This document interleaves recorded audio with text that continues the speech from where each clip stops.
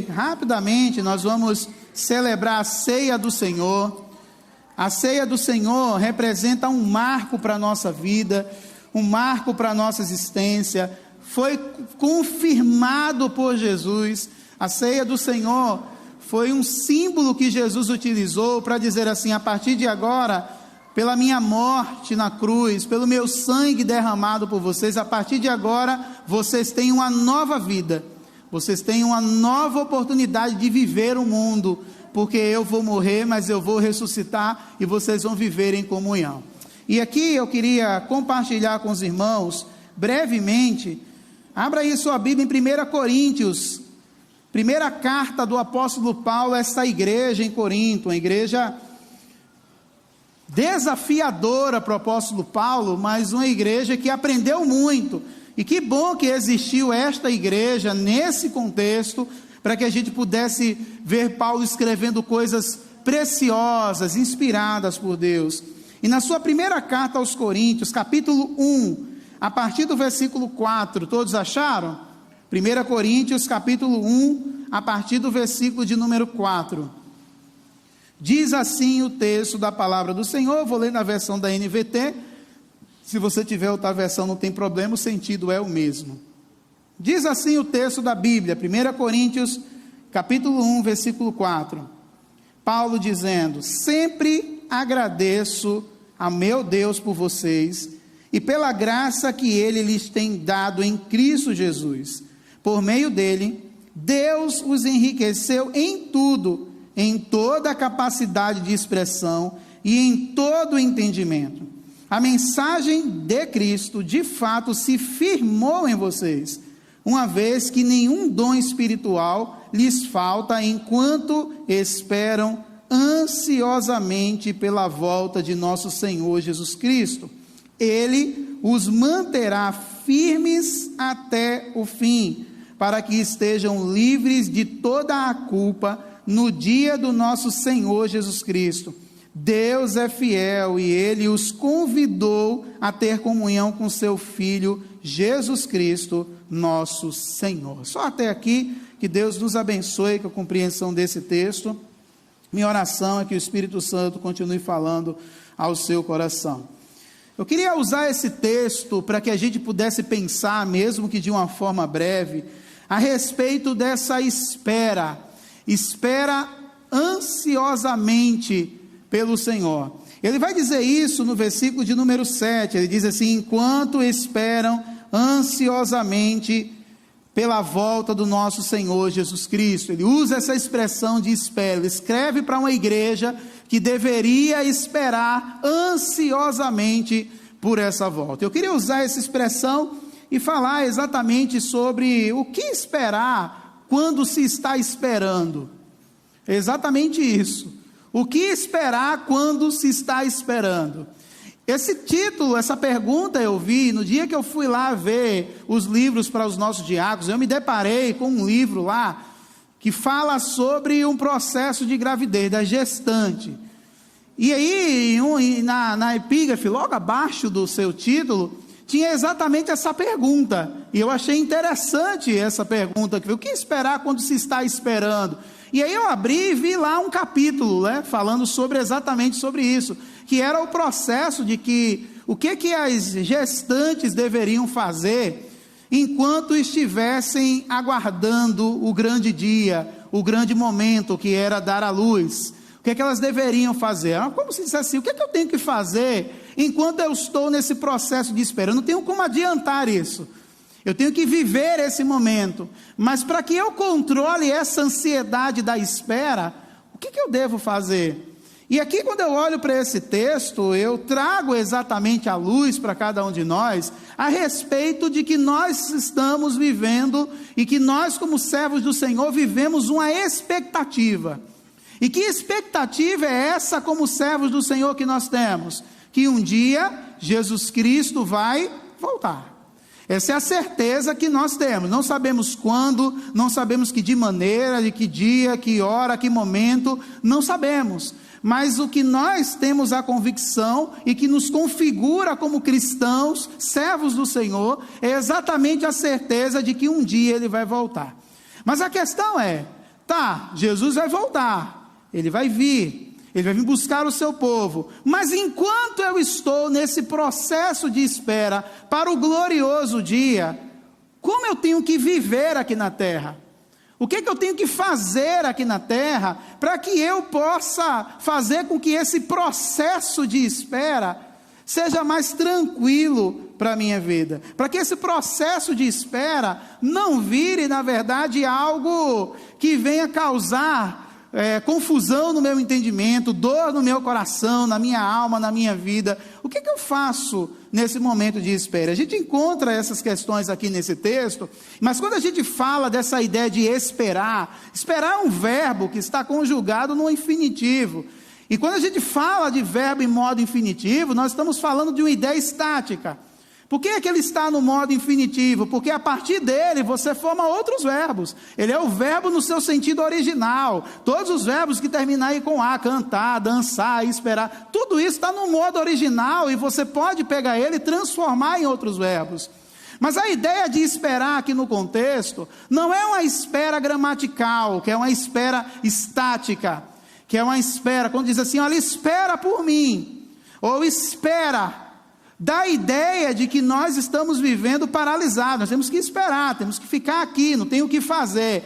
Mas a ideia do texto aqui nesse momento não é falar desse tipo de espera, mas é como se dissesse assim, tá, enquanto eu estou esperando, e a gente põe esse verbo no gerúndio, para dizer assim, enquanto eu estou nesse processo de espera, existem coisas que eu, você, cada um de nós, como servos e servas do Senhor, podemos fazer, porque temos a expectativa, mas Jesus não veio ainda, e eu ainda não fui, então nesse processo, o que eu preciso fazer e o que eu preciso aprender? Foi isso que o apóstolo Paulo, quando escreveu sua carta aos Coríntios, fez. Mostrou o que eles poderiam fazer enquanto estavam esperando. Mas nós precisamos, de alguma forma, de alguma maneira, pegar essa instrução do apóstolo Paulo, para que esse processo não seja doloroso na nossa vida, não transformarmos esse advérbio ansiosamente. A palavra de Deus está dizendo aqui, enquanto esperam ansiosamente, e não com ansiedade, e não ansioso. Mas quando eu transformo esse advérbio ansiosamente em ansioso, que é o adjetivo, a vida pesa.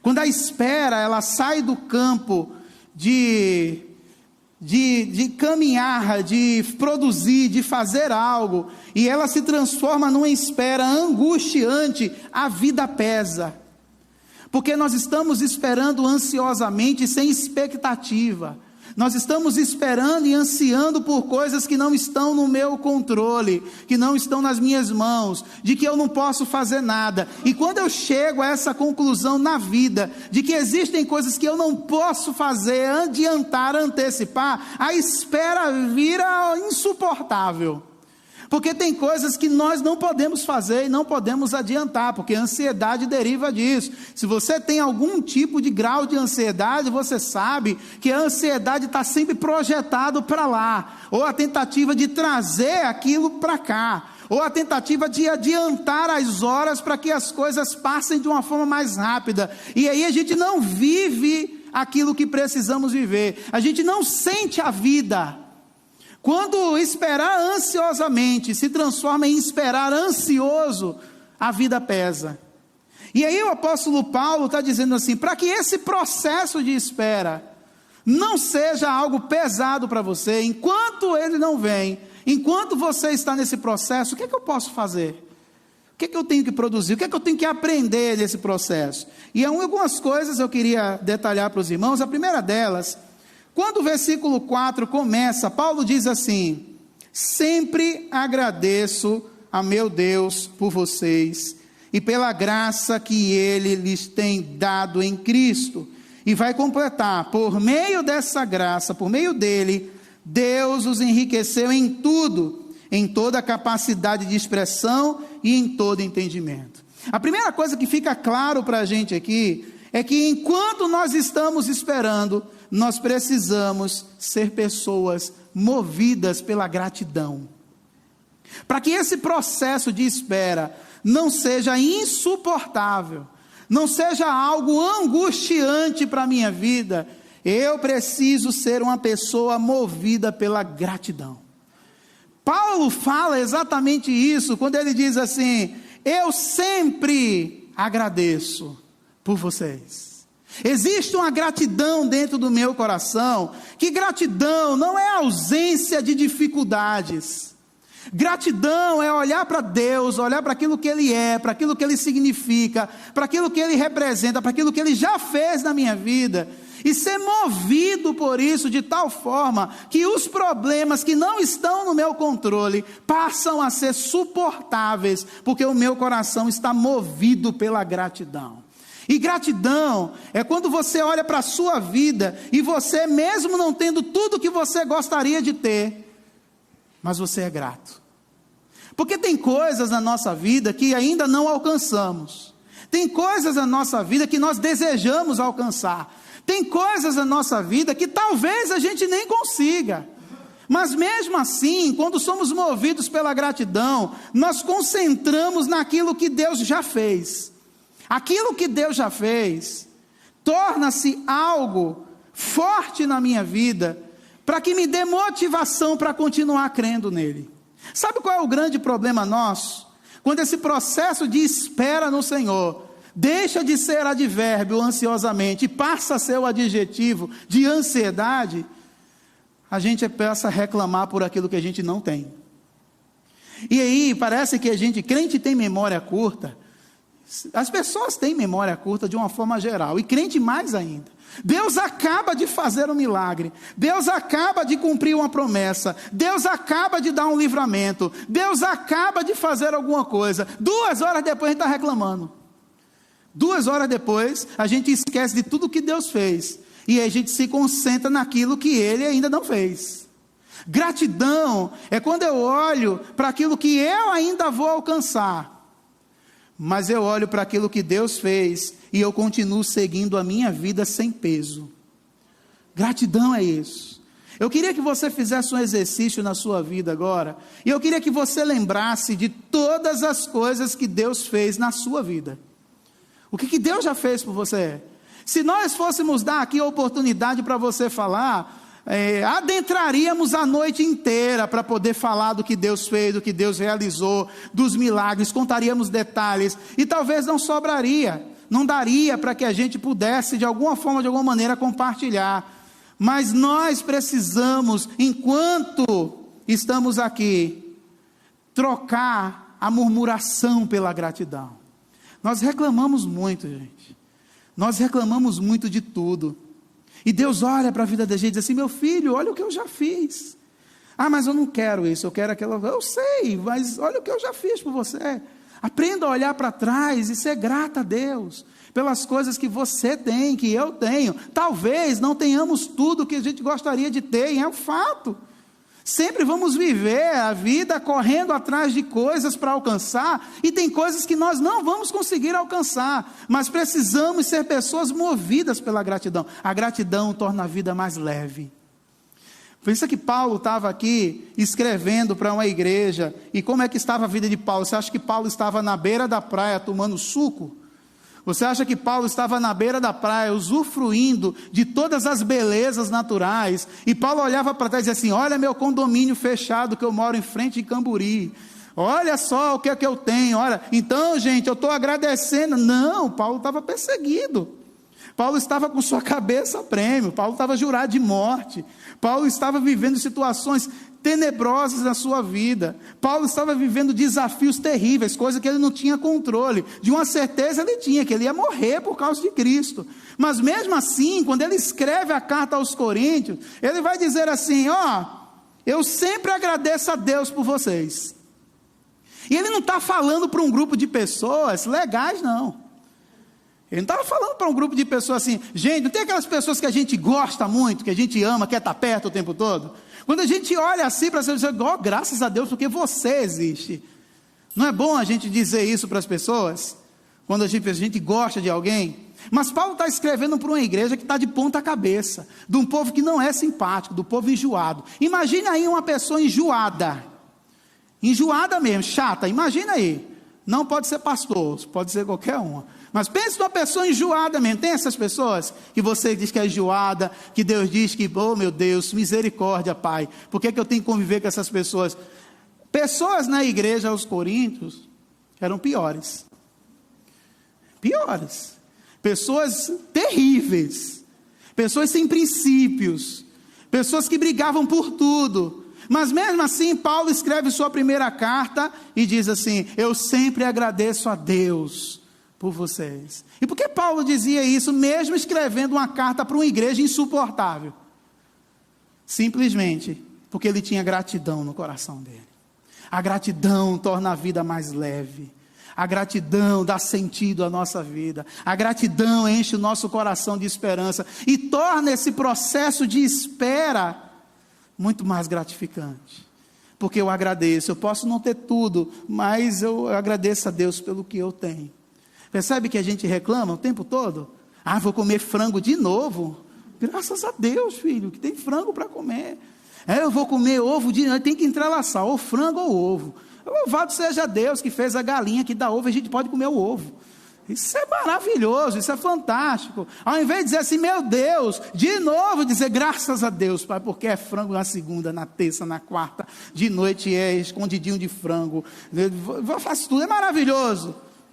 É gratidão. A gratidão enche o nosso coração de esperança e torna a vida mais tranquila. Eu sei que é enjoado fazer isso todos os dias, mas é gratidão a Deus. Porque, deixa eu fazer só uma pergunta aqui indiscreta. Quantos aqui comeram hoje pelo menos 3 vezes? Levante a mão. Hoje, você comeu 3 vezes hoje. Tem gente que comeu mais. Tem gente que comeu 5 vezes, 6, 7. Ainda vai comer quando chegar em casa. Tem gente. Gente, por que é que devemos ser movidos pela gratidão? Porque inúmeras pessoas hoje não têm o que comer. Inúmeras pessoas hoje não têm nada para se alimentar.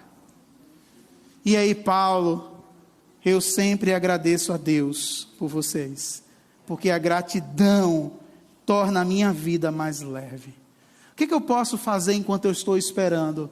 Eu posso ser grato a Deus. Mas tem uma outra coisa que esse texto vai dizer para a gente. O que a gente pode fazer? Olha o que o versículo 6 vai dizer. A mensagem a respeito de Cristo, de fato se firmou em vocês. E qual é a prova? Uma vez que nenhum dom espiritual lhes falta, enquanto esperam ansiosamente pela volta do nosso Senhor Jesus Cristo. Paulo está ensinando à igreja o seguinte: enquanto vocês esperam no Senhor, o que deve mover o nosso coração é desfrutar do presente que Deus nos deu. E que presente é esse que ele fala aqui? Nenhum dom faltou para você. Ou seja, o dom é sentido, está aqui com a conotação de dar sentido à nossa vida. O que é que dá sentido à nossa vida? A capacidade que eu tenho de desenvolver aquilo que Deus colocou dentro de mim. Está dentro de mim, Deus me deu, é um presente. E o que é o presente? Ele me dotou de habilidades, de dons. Isso ele te deu, é um presente, ele te deu. Você não fez nada para merecer, mas ele te deu um dom. Isso Paulo está dizendo assim: ninguém é inútil nesse mundo.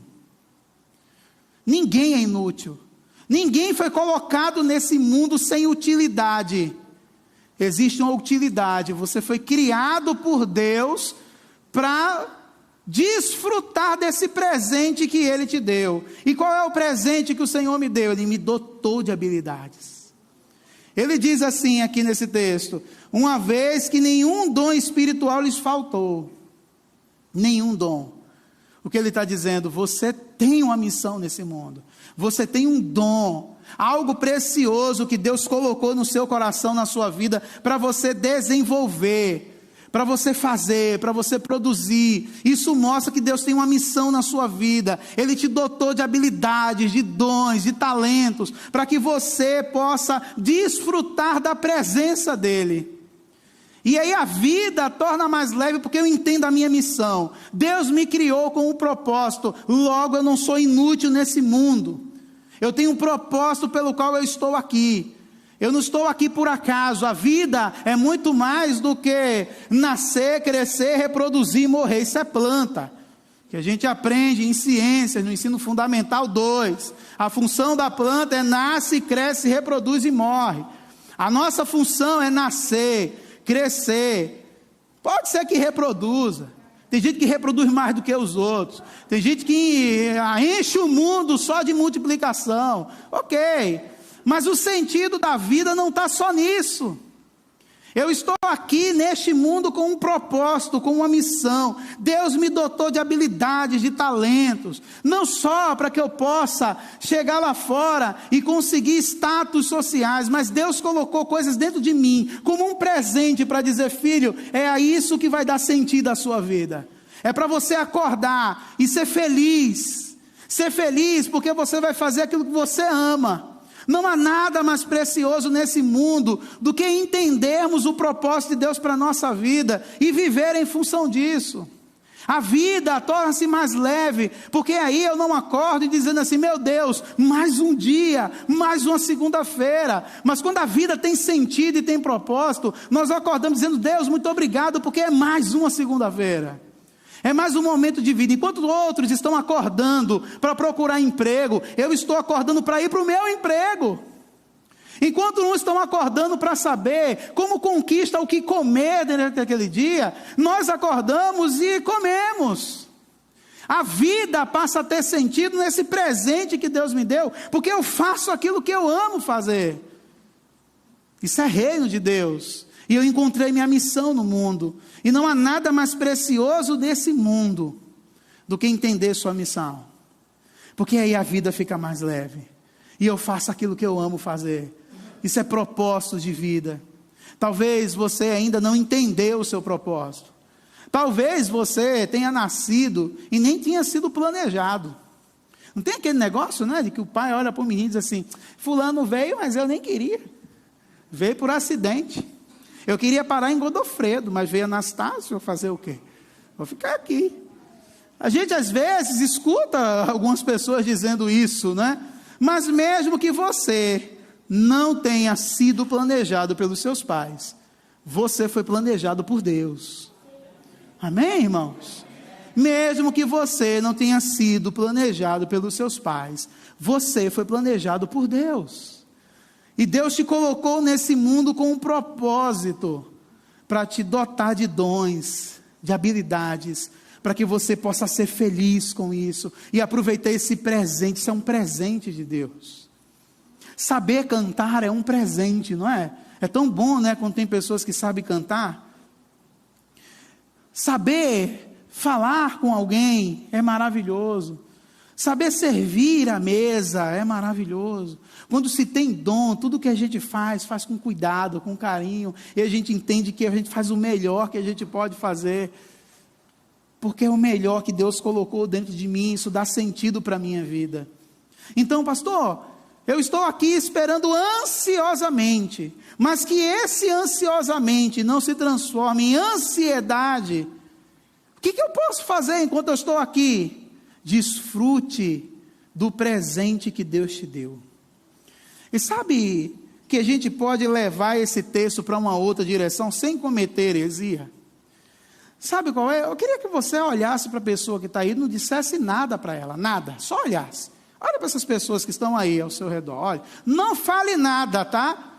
Não solte piada, não faça nada.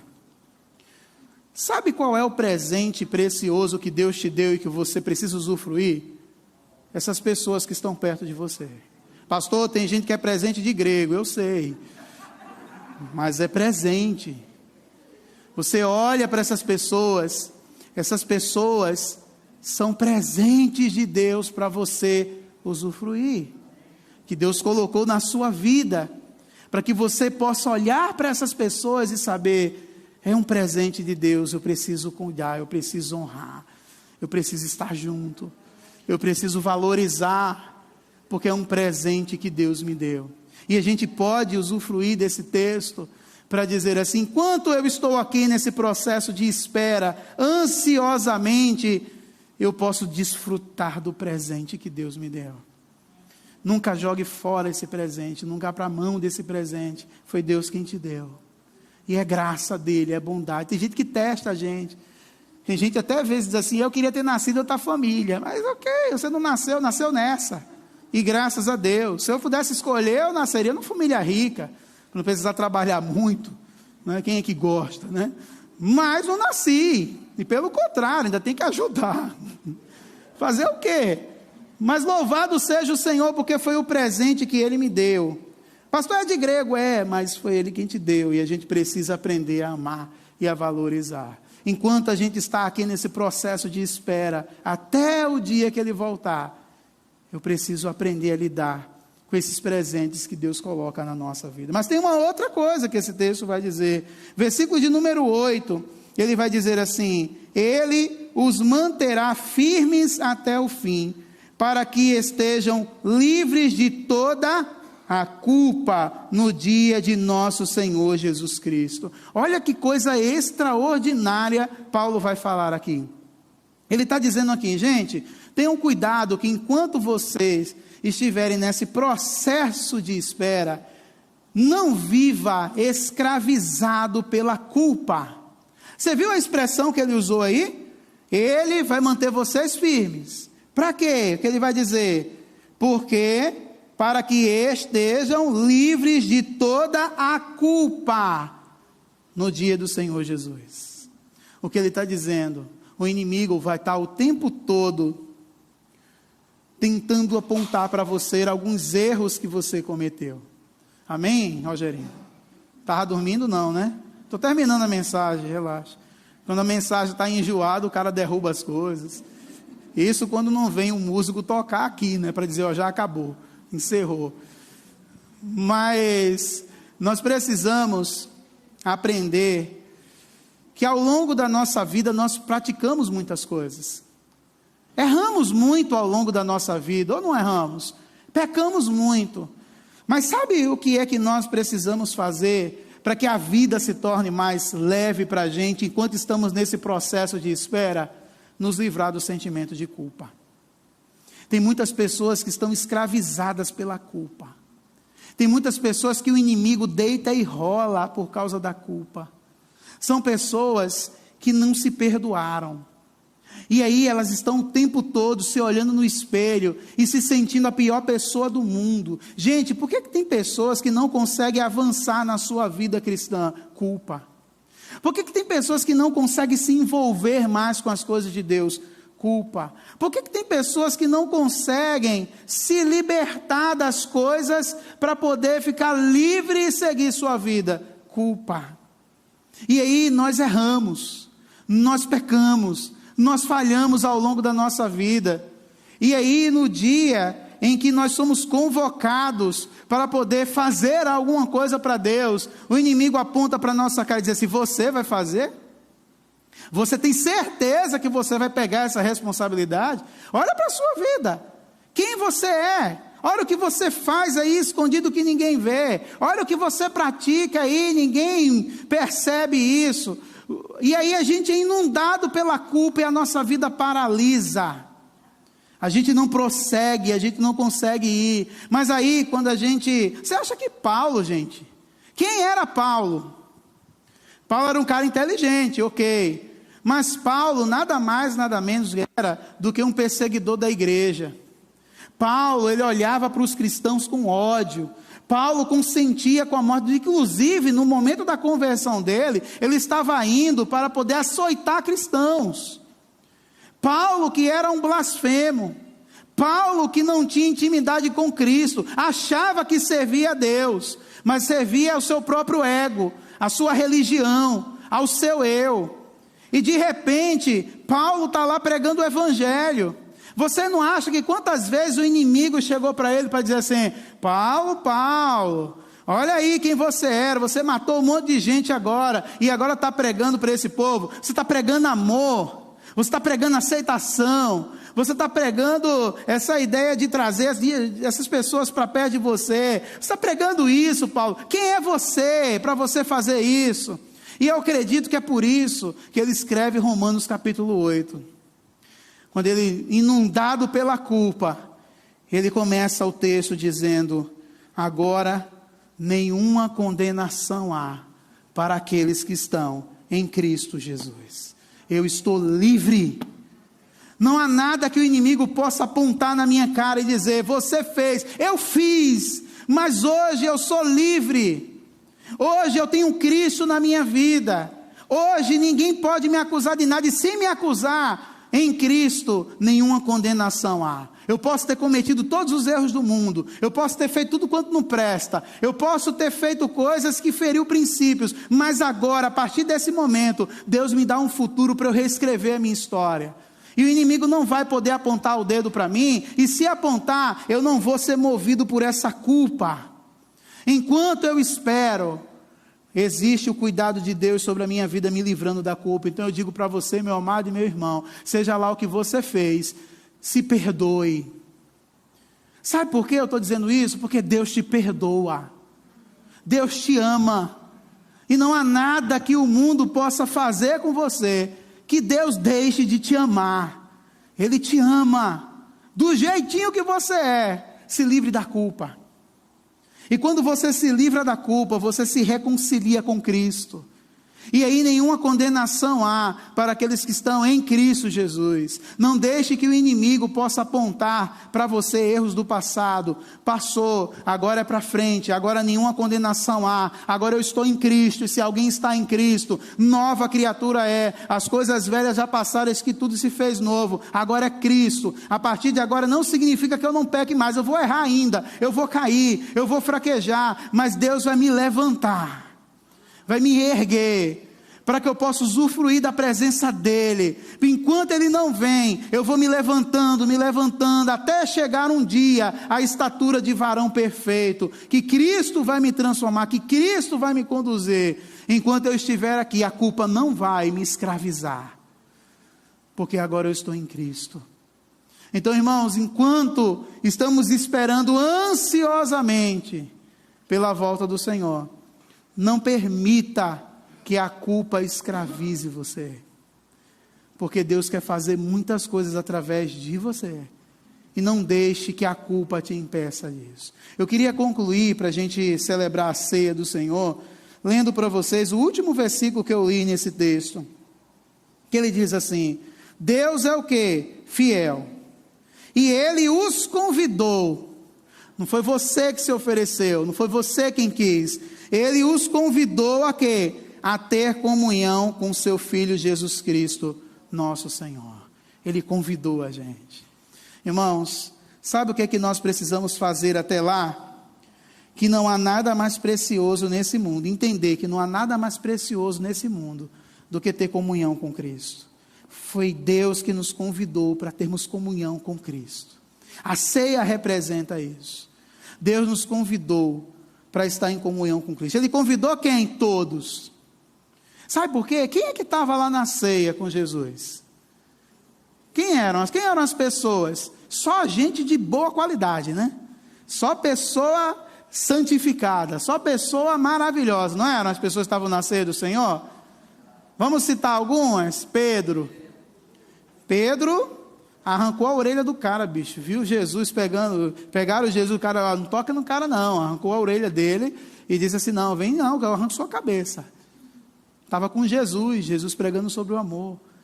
Quem era outra pessoa que estava com Jesus? Judas, que quando estava lá, ele já estava pensando em ganhar as 30 moedas de prata, e entregou Jesus.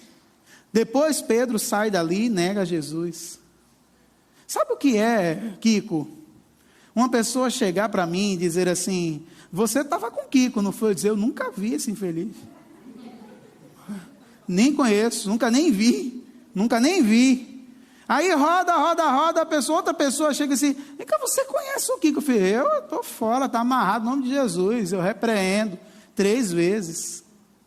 O cara que andou com Jesus, estava lá do lado, viu Jesus fazendo coisas que nunca ninguém tinha visto na vida. E de repente o cara nega.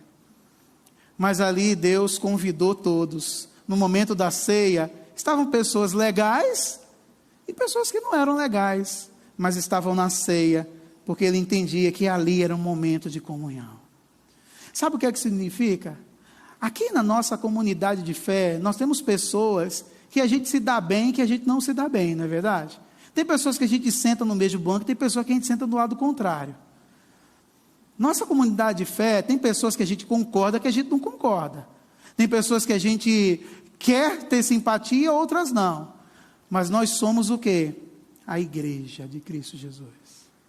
Essas diferenças que nós temos não devem servir para afastar a gente, mas essas diferenças servem para apontar que nós somos humanos e estamos com o mesmo propósito. Qual é o propósito? Adorar a Deus sobre todas as coisas, seguir a Jesus de Nazaré e viver em comunhão. Sabe o que é comunhão? Eu posso até não simpatizar com você, mas no dia que você precisar de mim, eu vou te ajudar.